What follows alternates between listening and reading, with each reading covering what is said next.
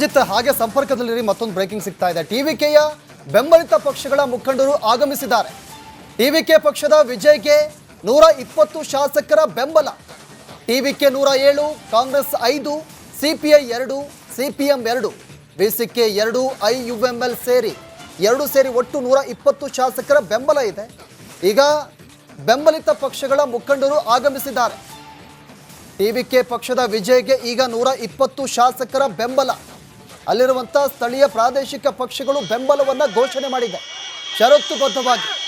ಈಗಾಗಲೇ ದಳಪತಿ ವಿಜಯ್ ರಾಜ್ಯಪಾಲರನ್ನು ಭೇಟಿಯಾಗುವುದಕ್ಕೆ ಬಂದಿದ್ದಾರೆ. 6ವರೆಗೆ ರಾಜ್ಯಪಾಲರು ಭೇಟಿಗೆ ಅವಕಾಶವನ್ನು ಕೊಟ್ಟಿದ್ದರು. ದಳಪತಿ ವಿಜಯ್ ಈಗಾಗಲೇ ಅಲ್ಲಿಗೆ ಬಂದಿದ್ದಾರೆ. ಇನ್ನೇನು ರಾಜ್ಯಪಾಲರನ್ನು ಭೇಟಿಯಾಗಿ ಹಕ್ಕು ಮಂಡನೆಯನ್ನು ಮಾಡಬೇಕು. 120 ಶಾಸಕರ ಬೆಂಬಲ ನನ್ನ ಬಳಿ ಇದೆ, ಸರ್ಕಾರವನ್ನು ರಚನೆ ಮಾಡೋದಕ್ಕೆ ಸಂಪೂರ್ಣವಾಗಿ ಬಹುಮತ ನನ್ನ ಬಳಿ ಇದೆ ಅಂತ ದಳಪತಿ ವಿಜಯ್ ಹಕ್ಕು ಮಂಡನೆ ಮಾಡ್ತಾರೆ. ಅದಾದ ಬಳಿಕ ರಾಜ್ಯಪಾಲರು ಸೂಚನೆಯನ್ನು ಕೊಟ್ಟರೆ ಸರ್ಕಾರವನ್ನು ರಚನೆ ಮಾಡೋದಕ್ಕೆ ನಾಳೆನೇ ದಳಪತಿ ವಿಜಯ್ ಪ್ರಮಾಣ ವಚನ ಸ್ವೀಕಾರ ಮಾಡುವಂಥ ಎಲ್ಲ ಸಾಧ್ಯತೆ ಇದೆ. ದಳಪತಿ ವಿಜಯ್ಗೆ ಈಗ ಬೆಂಬಲ ಕೊಟ್ಟಿರುವಂಥ ಪಕ್ಷದ ಮುಖಂಡರು ಅವರು ಕೂಡ ಈಗ ಆಗಮಿಸಿದ್ದಾರೆ. ದಳಪತಿ ವಿಜಯ್ ಬೆಂಬಲ ನೀಡಿರುವಂಥ ಪಕ್ಷಗಳ ಸಹಿಯನ್ನು ಸಂಗ್ರಹಿಸಿ ಈಗ ರಾಜ್ಯಪಾಲರ ಭೇಟಿಗೆ ಬಂದಿದ್ದಾರೆ.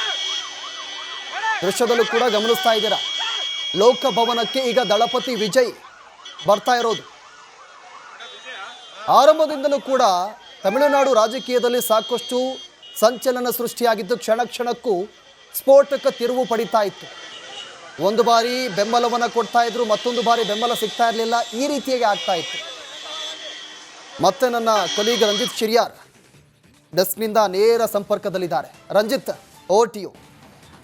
ಖಂಡಿತ, ಥ್ಯಾಂಕ್ ಯು ಪ್ರವೀಣ್. ನೋಡಿ, ನೀವು ಹೇಳ್ದಂಗೆ ಈ ಹಗ್ಗದ ಮೇಲಿನ ನಡಿಗೆ ಯಾವಾಗ ಬೇಕಾದರೂ ಎಡವಿ ಬೀಳುವಂತಹ ಪರಿಸ್ಥಿತಿ ವಿಜಯ್ದಾಗಿದ್ದರೂ ಕೂಡ ಈಗ ಅನಿವಾರ್ಯವಾಗಿ ಕಾಂಗ್ರೆಸ್ ಸೇರಿದಂತೆ ಇವರೆಲ್ಲರೂ ಕೂಡ ಯಾವ ಕಾಂಗ್ರೆಸ್ ಡಿಎಂಕೆಗೆ ಬೆಂಬಲವನ್ನು ಕೊಟ್ಟಿತ್ತು, ಆದರೆ ವಿಜಯ್ ಈ ರೀತಿಯ ಒಂದು ಸಿನಿಯ ರೀತಿಯಲ್ಲಿ ಗೆಲುವನ್ನು ಸಾಧಿಸಿ ಆದ ನಂತರ ಡಿಎಂಕೆಗೆ ತನ್ನ ಮಿತ್ರ 23 ಮಿತ್ರ ಪಕ್ಷವಾಗಿದ್ದಂಥ ಡಿಎಂಕೆ ಜೊತೆಗೆ ಸ್ನೇಹವನ್ನು ತೆಗೆದುಕೊಂಡು ನೋಡಿ ಮತ್ತೆ ಸಂಪರ್ಕ ಮಾಡ್ತೀವಿ. ಈಗ ದಳಪತಿ ವಿಜಯ್ ಲೋಕಭವನದತ್ತ ಬರ್ತಾ ಇರೋದು. ಬೆಂಬಲವನ್ನು ಘೋಷಣೆ ಮಾಡಿರುವಂಥ ಪಕ್ಷಗಳ ಮುಖಂಡರು ಕೂಡ ಬರ್ತಾ ಇದ್ದಾರೆ. ಚೆನ್ನೈನ ಲೋಕಭವನ ದೃಶ್ಯಗಳನ್ನು ಗಮನಿಸ್ತಾ ಇದ್ದೀರಾ. ಇನ್ನೇನು ಕೆಲವೇ ಕ್ಷಣಗಳಲ್ಲಿ ದಳಪತಿ ವಿಜಯ್ ರಾಜ್ಯಪಾಲರನ್ನು ಭೇಟಿಯಾಗಿ ಸರ್ಕಾರವನ್ನು ರಚನೆ ಮಾಡೋದಕ್ಕೆ ಸಂಪೂರ್ಣ ಬಹುಮತ ಇದೆ ಅನ್ನೋದನ್ನು ರಾಜ್ಯಪಾಲರ ಬಳಿ ಮಂಡನೆ ಮಾಡ್ತಾರೆ, ಹಕ್ಕು ಮಂಡನೆ ಮಾಡ್ತಾರೆ. ಈ ಹಿಂದೆ 3 ಬಾರಿ ರಾಜ್ಯಪಾಲರನ್ನು ದಳಪತಿ ವಿಜಯ್ ಭೇಟಿಯಾಗಿದ್ದರು. ನೋಡಿ, ಒಂದು ಕಡೆ ಈ ಲೋಕಭವನದ ಮುಂಭಾಗದಲ್ಲಿ ಅವರ ಟಿವಿಕೆ ಪಕ್ಷದ ಕಾರ್ಯಕರ್ತರು ಸಂಭ್ರಮಾಚರಣೆಯನ್ನು ಮಾಡ್ತಾ ಇದ್ದಾರೆ. ಪಟಾಕಿಯನ್ನು ಸಿಡಿಸಿ ಘೋಷಣೆಗಳನ್ನು ಕೂಗ್ತಾ ಸಂಭ್ರಮಾಚರಣೆಯನ್ನು ಮಾಡ್ತಾ ಇದ್ದಾರೆ. ಈಗಾಗಲೇ ರಾಜ್ಯಪಾಲರು ಭೇಟಿಗೆ ಅವಕಾಶ ಕೊಟ್ಟಿದ್ದಾರೆ. ಹೀಗಾಗಿ ಟಿವಿಕೆ ಪಕ್ಷದ ಕಾರ್ಯಕರ್ತರು ಸಂಭ್ರಮಾಚರಣೆಯನ್ನು ಮಾಡ್ತಾ ಇದ್ದಾರೆ. ಆ ದೃಶ್ಯಗಳನ್ನು ಗಮನಿಸ್ತಾ ಇದ್ದೀರಾ. ಘೋಷಣೆಗಳನ್ನು ಕೂಗ್ತಾ ಪಟಾಕಿಯನ್ನು ಸಿಡಿಸ್ತಾ ಸಂಭ್ರಮಾಚರಣೆ ಘೋಷಣೆಗಳನ್ನು ಕೂಗ್ತಾ ಇದ್ದಾರೆ. ನೋಡಿ, ಅಂತೂ ದಳಪತಿ ವಿಜಯ್ಗೆ ಬಹುಮತ ಸಿಕ್ಕಿದೆ. ಪ್ರಾದೇಶಿಕ ಪಕ್ಷಗಳು ಬೆಂಬಲವನ್ನು ಘೋಷಣೆ ಮಾಡಿರೋದು ಷರತ್ತುಬದ್ಧವಾಗಿ. ಹಲವಾರು ಬೇಡಿಕೆಗಳನ್ನು ದಳಪತಿ ವಿಜಯ್ ಮುಂದಿಟ್ಟಿರೋದು. ಆ ಎಲ್ಲ ಬೇಡಿಕೆಗಳನ್ನು ದಳಪತಿ ವಿಜಯ್ ಯಾವ ರೀತಿಯಾಗಿ ಈಡೇರಿಸ್ತಾರೆ ಅನ್ನೋದು ದೊಡ್ಡ ಪ್ರಶ್ನೆ. ಈಗ ಕೊನೆಗೆ ಈಗ ದಳಪತಿ ವಿಜಯ್ಗೆ 120 ಶಾಸಕರ ಬೆಂಬಲ ಏನೋ ಸಿಕ್ಕಿದೆ. ಅದರ ಜೊತೆಗೆ ಯಾವ ರೀತಿಯಾಗಿ ಈ ಸವಾಲುಗಳನ್ನು ನಿಭಾಯಿಸ್ತಾರೆ ಅನ್ನೋದು ಪ್ರಶ್ನೆ.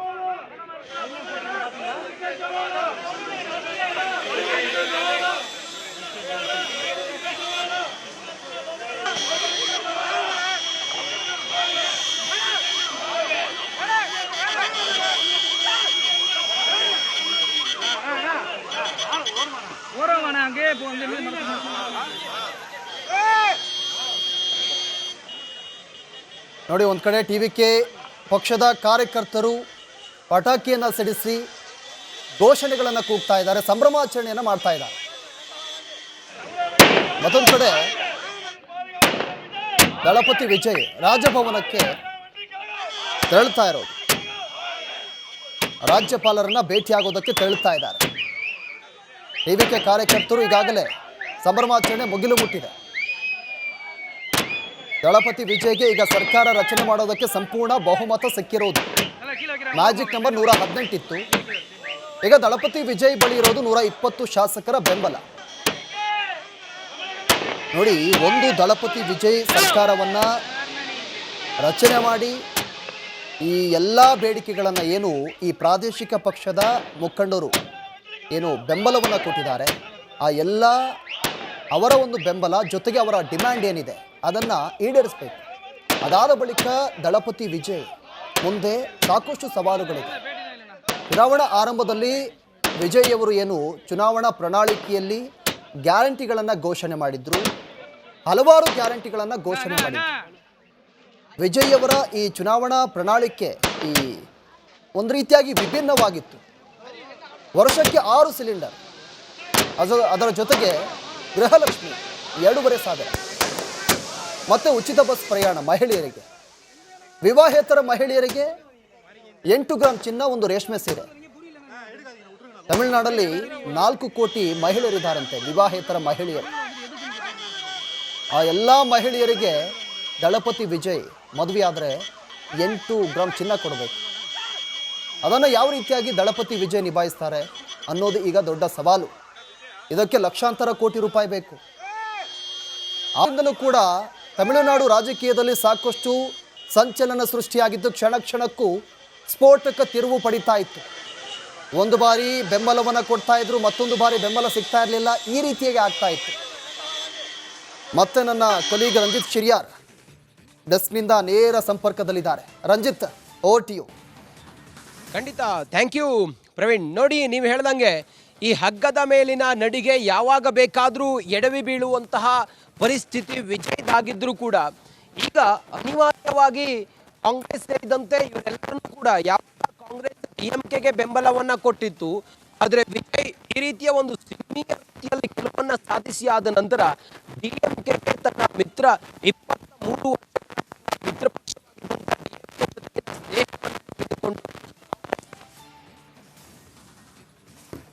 ನೋಡಿ, ಮತ್ತೆ ಸಂಪರ್ಕ ಮಾಡ್ತೀವಿ. ಈಗ ದಳಪತಿ ವಿಜಯ್ ಲೋಕಭವನದತ್ತ ಬರ್ತಾ ಇರೋದು, ಬೆಂಬಲವನ್ನು ಘೋಷಣೆ ಮಾಡಿರುವಂಥ ಪಕ್ಷಗಳ ಮುಖಂಡರು ಕೂಡ ಬರ್ತಾ ಇದ್ದಾರೆ. ಚೆನ್ನೈನ ಲೋಕಭವನ ದೃಶ್ಯಗಳನ್ನು ಗಮನಿಸ್ತಾ ಇದ್ದೀರಾ. ಇನ್ನೇನು ಕೆಲವೇ ಕ್ಷಣಗಳಲ್ಲಿ ದಳಪತಿ ವಿಜಯ್ ರಾಜ್ಯಪಾಲರನ್ನು ಭೇಟಿಯಾಗಿ ಸರ್ಕಾರವನ್ನು ರಚನೆ ಮಾಡೋದಕ್ಕೆ ಸಂಪೂರ್ಣ ಬಹುಮತ ಇದೆ ಅನ್ನೋದನ್ನು ರಾಜ್ಯಪಾಲರ ಬಳಿ ಮಂಡನೆ ಮಾಡ್ತಾರೆ, ಹಕ್ಕು ಮಂಡನೆ ಮಾಡ್ತಾರೆ. ಈ ಹಿಂದೆ 3 ಬಾರಿ ರಾಜ್ಯಪಾಲರನ್ನು ದಳಪತಿ ವಿಜಯ್ ಭೇಟಿಯಾಗಿದ್ದರು. ನೋಡಿ, ಒಂದು ಕಡೆ ಈ ಲೋಕಭವನದ ಮುಂಭಾಗದಲ್ಲಿ ಅವರ ಟಿವಿಕೆ ಪಕ್ಷದ ಕಾರ್ಯಕರ್ತರು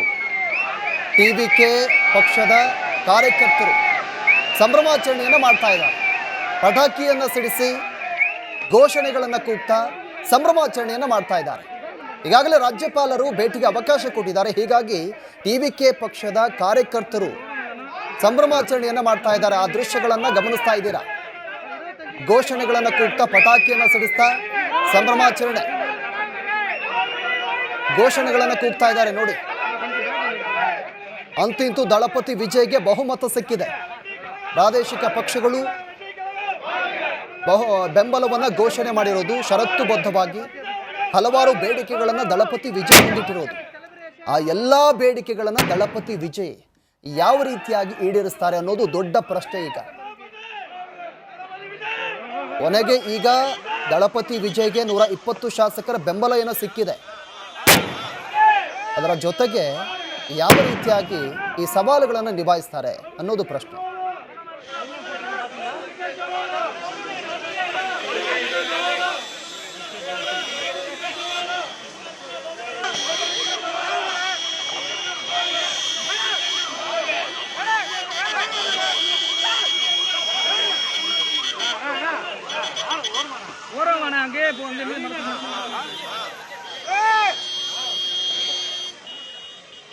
ನೋಡಿ, ಒಂದು ಕಡೆ ಟಿವಿಕೆ ಪಕ್ಷದ ಕಾರ್ಯಕರ್ತರು ಪಟಾಕಿಯನ್ನು ಸಿಡಿಸಿ ಘೋಷಣೆಗಳನ್ನು ಕೂಗ್ತಾ ಇದ್ದಾರೆ, ಸಂಭ್ರಮಾಚರಣೆಯನ್ನು ಮಾಡ್ತಾ ಇದ್ದಾರೆ. ಮತ್ತೊಂದು ಕಡೆ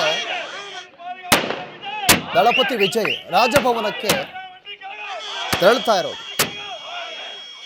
ರಾಜ್ಯಪಾಲರನ್ನ ಭೇಟಿಯಾಗೋದಕ್ಕೆ ತೆರಳುತ್ತಾ ಇದ್ದಾರೆ. ಟಿವಿಕೆ ಕಾರ್ಯಕರ್ತರು ಈಗಾಗಲೇ ಸಂಭ್ರಮಾಚರಣೆ ಮುಗಿಲು ಮುಟ್ಟಿದೆ. ದಳಪತಿ ವಿಜಯ್ಗೆ ಈಗ ಸರ್ಕಾರ ರಚನೆ ಮಾಡೋದಕ್ಕೆ ಸಂಪೂರ್ಣ ಬಹುಮತ ಸಿಕ್ಕಿರೋದು. ಮ್ಯಾಜಿಕ್ ನಂಬರ್ 118 ಇತ್ತು. ಈಗ ದಳಪತಿ ವಿಜಯ್ ಬಳಿ ಇರೋದು 120 ಶಾಸಕರ ಬೆಂಬಲ.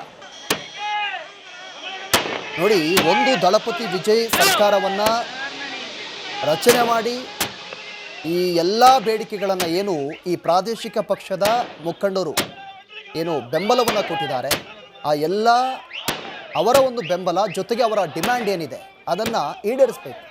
ಅದಾದ ಬಳಿಕ ದಳಪತಿ ವಿಜಯ್ ಮುಂದೆ ಸಾಕಷ್ಟು ಸವಾಲುಗಳಿದೆ. ಚುನಾವಣಾ ಆರಂಭದಲ್ಲಿ ವಿಜಯ್ ಅವರು ಏನು ಚುನಾವಣಾ ಪ್ರಣಾಳಿಕೆಯಲ್ಲಿ ಗ್ಯಾರಂಟಿಗಳನ್ನು ಘೋಷಣೆ ಮಾಡಿದ್ರು, ಹಲವಾರು ಗ್ಯಾರಂಟಿಗಳನ್ನು ಘೋಷಣೆ ಮಾಡಿದ್ರು. ವಿಜಯ್ ಅವರ ಈ ಚುನಾವಣಾ ಪ್ರಣಾಳಿಕೆ ಈ ಒಂದು ರೀತಿಯಾಗಿ ವಿಭಿನ್ನವಾಗಿತ್ತು. ವರ್ಷಕ್ಕೆ 6 ಸಿಲಿಂಡರ್, ಅದರ ಜೊತೆಗೆ ಗೃಹಲಕ್ಷ್ಮಿ 2,500 ಮತ್ತು ಉಚಿತ ಬಸ್ ಪ್ರಯಾಣ ಮಹಿಳೆಯರಿಗೆ, ವಿವಾಹೇತರ ಮಹಿಳೆಯರಿಗೆ 8 ಗ್ರಾಂ ಚಿನ್ನ, ಒಂದು ರೇಷ್ಮೆ ಸೀರೆ.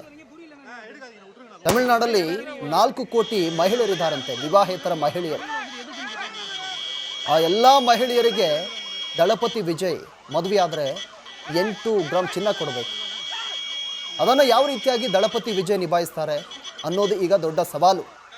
ಇದಕ್ಕೆ ಲಕ್ಷಾಂತರ ಕೋಟಿ ರೂಪಾಯಿ ಬೇಕು.